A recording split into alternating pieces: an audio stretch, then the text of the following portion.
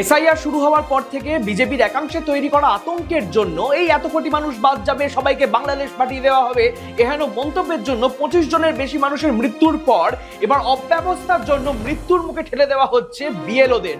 পূর্ব বর্ধমান জেলার মেমারিতে অতিরিক্ত কাজের চাপে হার্ট অ্যাটাকে মারা যান পঞ্চশর্ধ বিএলও নমিতা হাঁসদা।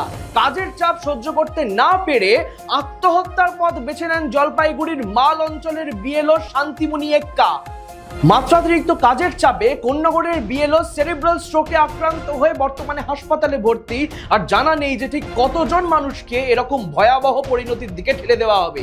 শুধু সাধারণ মানুষকে ভয় দেখানো নয়, কোনো প্ল্যানিং না করে, বয়স না দেখে, শারীরিক অবস্থার বিচার না করে নির্বাচন কমিশন এমন কাজের চাপ সৃষ্টি করেছে যে একের পর এক মানুষের মৃত্যু হচ্ছে নিজেদের কাজ করতে গিয়ে, কিন্তু এখনো পর্যন্ত নির্বাচন কমিশনের পক্ষ থেকে টু শব্দটুকুও শোনা যায়নি। নোটবন্দি হোক বা এসআইআর, নরেন্দ্র মোদী সরকারের একের পর এক সিদ্ধান্তের জন্য সাধারণ মানুষ থেকে সরকারি আধিকারিকের মৃত্যু যেন এখন নিত্য নৈমিত্তিক ব্যাপারে পরিণত হয়েছে। এদিকে নজর রাখবো আমি শুভম গাঙ্গুলি, আর আপনারা দেখতে থাকুন দৃষ্টিভঙ্গি।